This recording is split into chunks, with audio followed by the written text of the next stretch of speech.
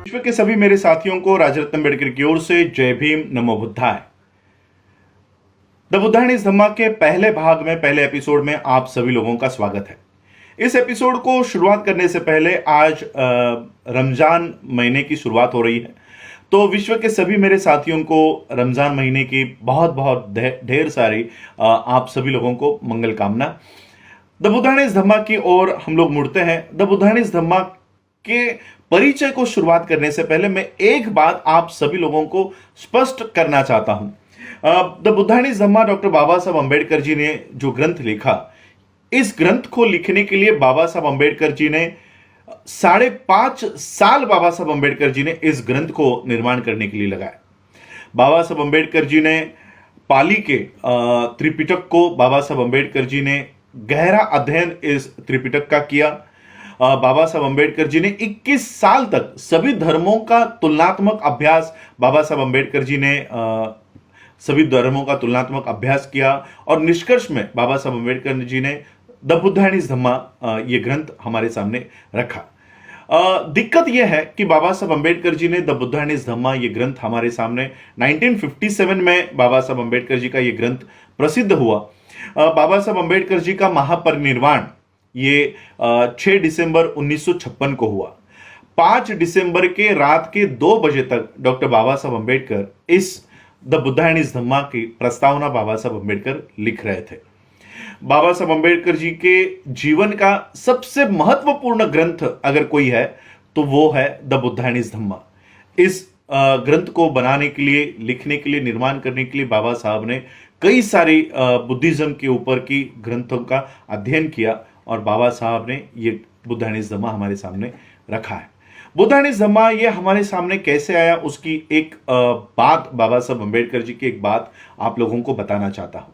जब बाबा साहब अम्बेडकर बुद्ध के चरित्र के ऊपर लिखने के लिए बैठे, तब बाबा साहब अम्बेडकर जी ने त्रिपिटक, ये जो बुद्ध की ग्रंथ है, निकाय है, ये पढ़ना शुरू किया। जब बाबा साहब ने त्रिपिटक को पढ़ना शुरू किया तो बाबा साहब अम्बेडकर अपने सर पर हाथ रख के बैठ गए और उन्होंने देखा कि ये सारा क्या है।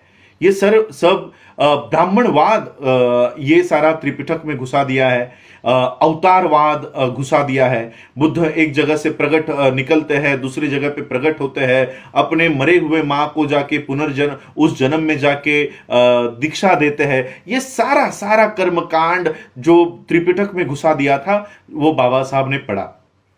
बाबा साहब सोचने लग गए कि बुद्ध ने जिस कर्मकांड के खिलाफ, जिस ब्राह्मणवाद के खिलाफ अपने पूरे जीवन का संघर्ष किया, उसी कर्मकांड को बुद्ध के जीवन में घुसा दिया गया है।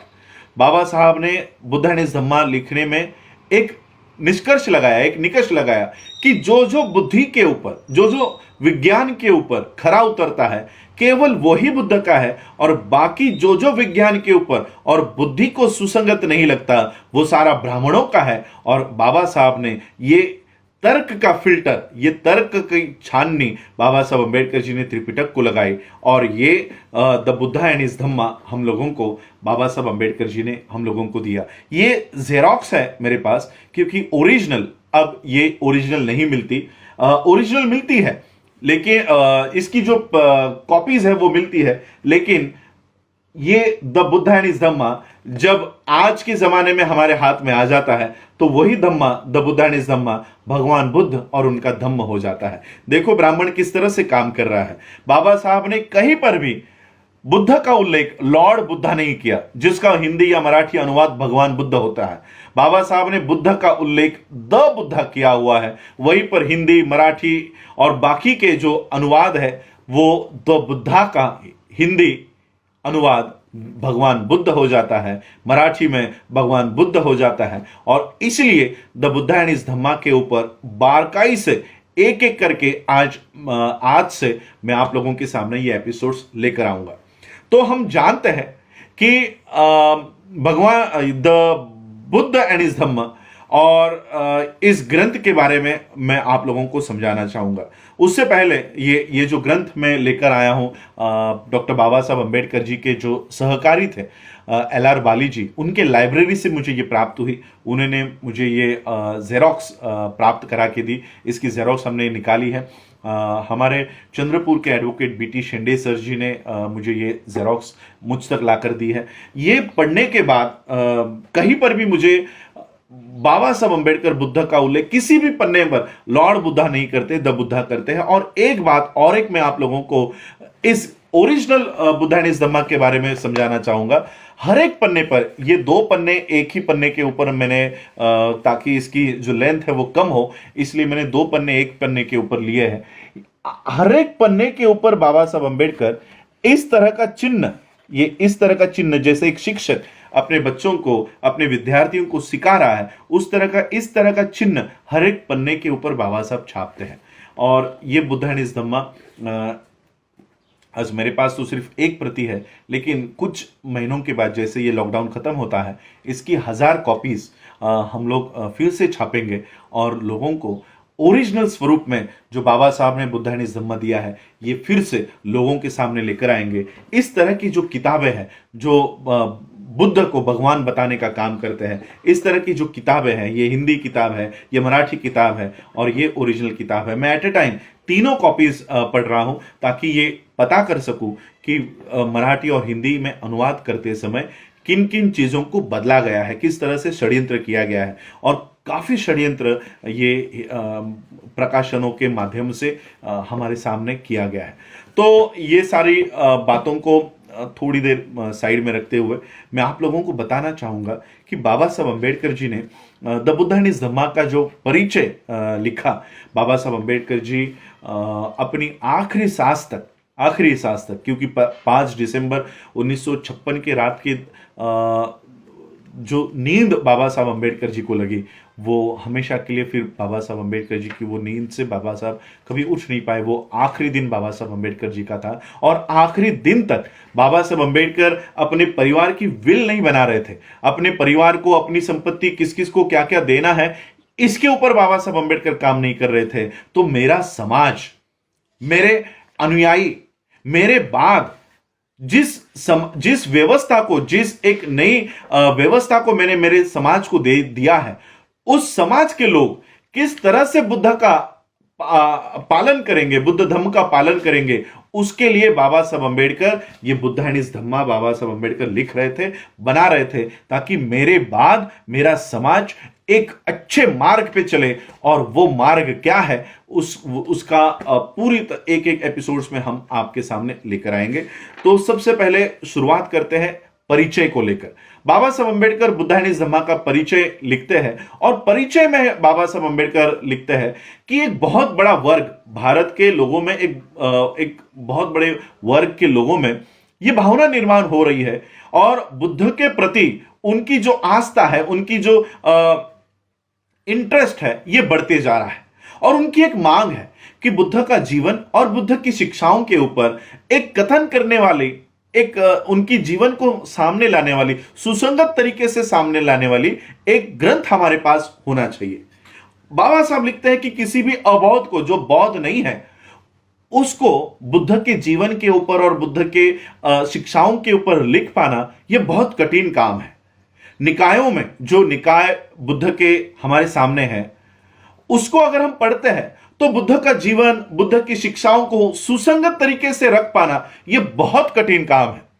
बाबा साहब अंबेडकर आगे चल के लिखते हैं, उसी परिचय में, इंट्रोडक्शन में लिखते हैं कि संसार में जितने भी धर्म हैं, उन धर्मों के संस्थापकों में बुद्ध का धम्म ही ऐसा है और बुद्ध ही एक में वैसे व्यक्ति है कि जिनके जीवन को और जिनकी शिक्षाओं को आसान तरीके से रख पाना यह बहुत बड़ी समस्या है।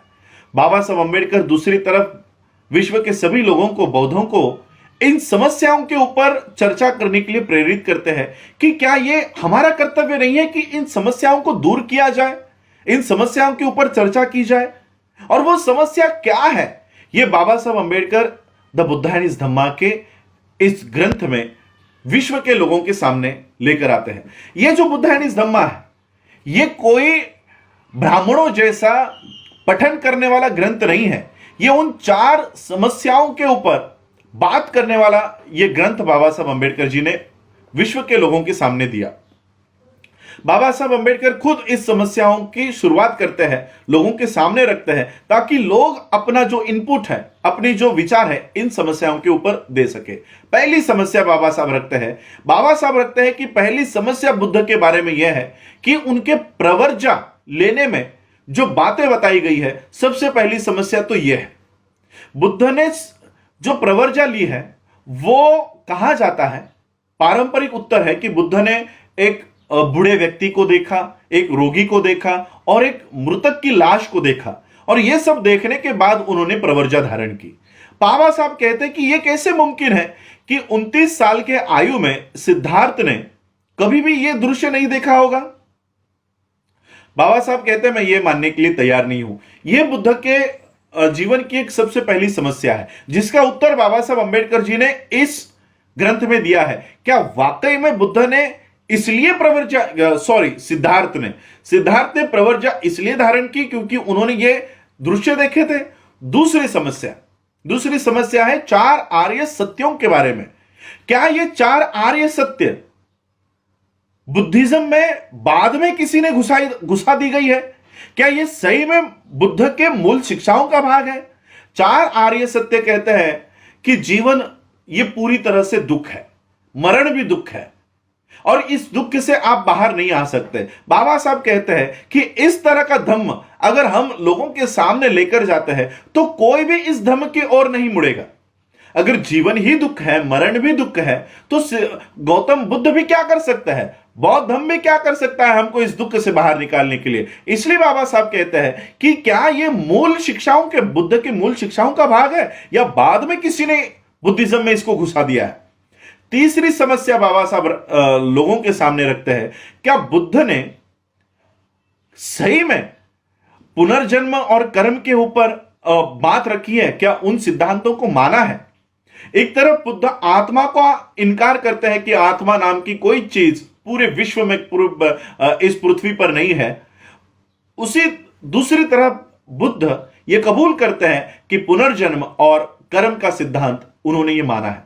बाबा साहब कहते हैं कि ये कर्म और पुनर्जन्म का सिद्धांत क्या वही सिद्धांत है जो ब्राह्मणों का सिद्धांत है? इसके ऊपर भी ये बुद्धानिस धम्मा ये उत्तर देता है। और चौथी समस्या भिक्षुओं के बारे में है। बाबा साहब कहते हैं कि भिक्षु का काम सिर्फ एक पूर्णत्व प्राप्त किया हुआ मनुष्य तैयार करने का जो हेतु है, क्या वही हेतु सिर्फ बौद्ध भिक्षुओं का है? क्या बौद्ध भिक्षु एक सोशल सर्वेंट नहीं है? क्या उसका काम समाज का सेवक बन के समाज की सेवा करने का काम बौद्ध भिक्षुओं का नहीं है?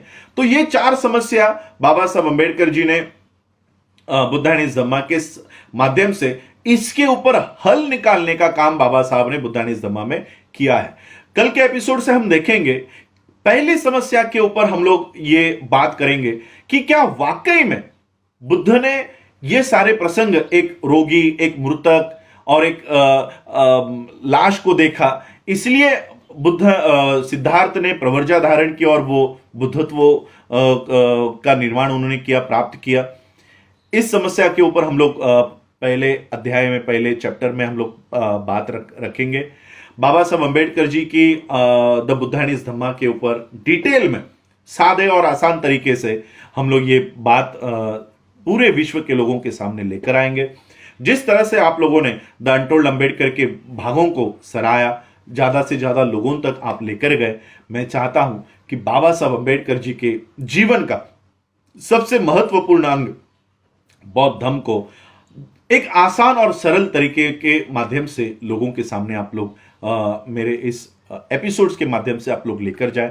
मैं भी चाहता हूं कि इसके ऊपर लोगों में चर्चा शुरू हो और बुद्धिज्म का जो मूल हेतु बाबा साहब ने सामने लेकर आया है, बाबा साहब नहीं चाहते थे। बाबा साहब ने एक चैप्टर में, द बुद्धानिस धम्मा के एक चैप्टर में, कई सारे भिक्षु कहते हैं कि बाबा साहब ने विपश्यना का समर्थन किया है, लेकिन मैं आपको जैसे जैसे हम लोग इस चैप्टर्स में आगे बढ़ते जाएंगे, वहीं पर मैं आपको बताऊंगा बाबा साहब ने विपश्यना का भी विरोध इस बुद्धानिस धम्मा में किया हुआ है। क्या बुद्ध का धम्म सिर्फ आंखें बंद करके विपश्यना करने पर और ध्यान साधना देने पर जोर देता है, या कोई सामाजिक संदेश भी बुद्ध ने दिया है? बाबा साहब ने ये सारा मूल इस ग्रंथ के माध्यम से हमारे सामने लेकर आया है। आप इस एपिसोड को भी चाहेंगे, ऐसी कामना करता हूं। आप लोगों ने मुझे सुना, उसके लिए आभार, धन्यवाद। जय भीम, जय भारत, जय बुद्ध।